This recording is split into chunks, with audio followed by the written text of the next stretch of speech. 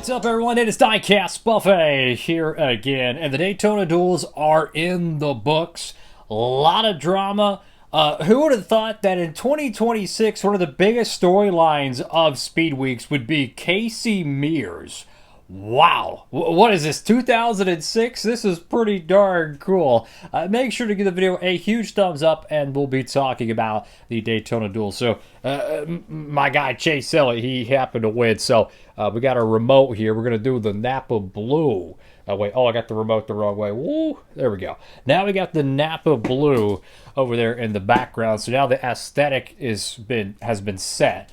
Let's talk the Daytona Duels. So, traditionally with the duels, you have one of them that are really crazy, and then you have one that's kind of clean, and then it has a chaotic finish. And we really did get that this time around. The first duel, it was chaos, man. I mean, they're taking chances, and some cars got tore up. Corey LaJoie misses the Daytona 500 in spectacular fashion. I really feel for LaJoie in the 99 camp, because that would have been 4 Roush cars, the first time in probably a decade they've had 4 cars at the Daytona 500. He had it pretty much going down the back straightaway, final lap, gets collected in a crash, and in Casey Mears just full send. I mean, it's like just full-on send. Goes underneath, avoids the crash. He ends up running into the back of another car. I think it might have been the 7 car of Suarez. I could be mistaken. Anyways, he gets around him. Caution comes out. The field is frozen, X, Y, and Z. And he makes the Daytona 500 in the 66 car. One of the biggest storylines of this Daytona 500. That is so freaking cool. Of course, Corey Heim and Justin Allgaier qualified on speed. So both of them drivers are in the 500. And then, of course, Anthony Alfredo getting in through duel number 2. Now, duel number 1 was won by Joey Logano. I picked his teammate Ryan Blaney. He finished second, but it's something about the Penske cars in the Daytona Duels. They're really, really stout. You would think sometimes you would want to be a little bit more conservative in the duel races because you don't want to tear up your car, but they go for it, and they're pretty well rewarded with how many wins the Penske cars have had at plate tracks the past decade or so. Duel number 2, won by, of course, good old Chase Elliott. Well, we already said that because we have the blue light in the background, but it was pretty much clean. The second duel dominated by the Chevys. It was pretty much Chase Elliott mostly out front after Briscoe, surrendered the lead. He dominated the first half, but after that, it was pretty much like 5 Chevys just kind of pulling away with the field. Low-key, I feel like the new Chevrolet body is actually doing pretty darn good in Daytona, and I was kind of curious about that. How would it play out with Speed Weeks? You sit on the pole with the Daytona 500. Kyle Busch might have the best car in Daytona, and then you go out there, you win the second duel race. You have all these different Chevrolet teams running really good. Stenhouse did with the Hayek Motorsports camp. You have the Spire Motorsports camp. Of course, obviously Hendrick. The Chevys look really, really good.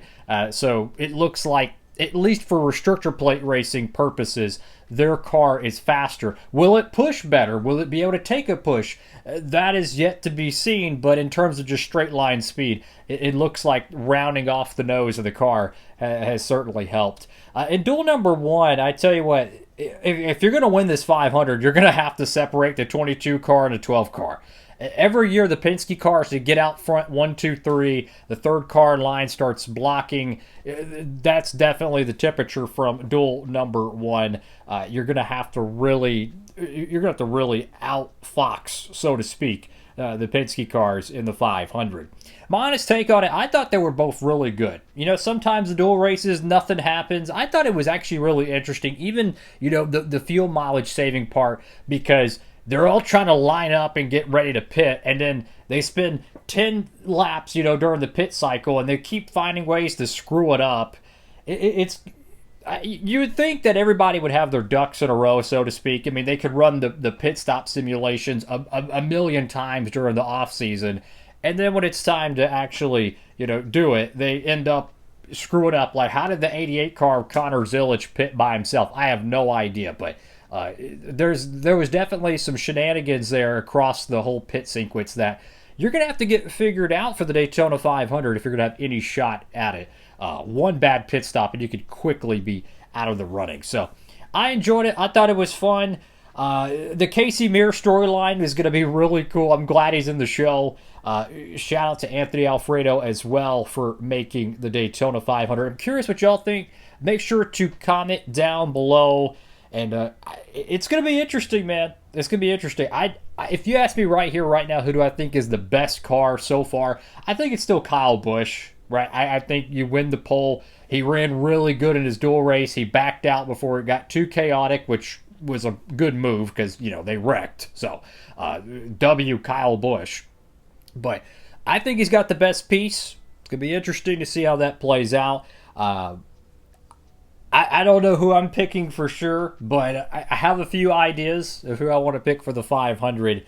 And then I think the Hendrick cars, is it Kyle Larson? Is it Chase Elliott? Both of them ran really good. That's going to be another storyline. Roush, I mean, you had 4 cars go to the Daytona 500, and then, 2 or 3 of their cars are wrecked. One of them, well, it doesn't matter because they're out of the race. So, just a wave of emotions for the Roush camp. And that's another storyline there. In terms of the Race to Win diecast, hopefully both of them get offered. The dual wins historically have been kind of interesting. Some years they do it, some years they don't. Hopefully they get produced. So if that's the case, you could check out Circle B Diecast. They should have the pre-orders up if they do get offered in the next coming days. You can use code Diecastbuffet, of course, for all your NASCAR diecast shopping needs. There's a whole bunch of 164s that have been dropping. I mean, literally every week at Circle B, there's a new batch of 164. So if you are curious, go check out their new releases on their page. I mean, literally every week there's new 164s. I do have a new diecast haul coming in, so we'll be hopefully getting caught back up on that. That's going to be a lot of fun. I apologize. I'm really tired right now in this video. We got a diecast haul coming in, right? Some really good stuff on board, so we'll be doing that video hopefully soon. And yeah, a lot of cool diecast coming out. We have the JRM, what is it, 100 wins set? Is that what it is? That diecast set's coming out in the coming weeks. Justin Allgaier 164 from 2025. That is, like, if you've never pre-ordered a diecast in your life and there's one car you should pre-order, you got to do that one. Okay, like that thing is going to sell so fast. So pre-order it now. Regret optional. You know what I'm saying? If you don't pre-order it, it's probably going to sell out immediately. Yeah. So that's definitely one I would put on the short order to go ahead and pre-order. Anything else to discuss? I think that the truck series is going to be interesting because you got Tony Stewart, Ricky Stenhouse Jr., Travis Pastrana. I mean, you got all these different characters and drivers. The truck series, like, it literally feels like a Busch Series race in like 2008 or 2007 or something. Or 2008, that'd be Nationwide Series. But the truck series is absolutely loaded with big name talent.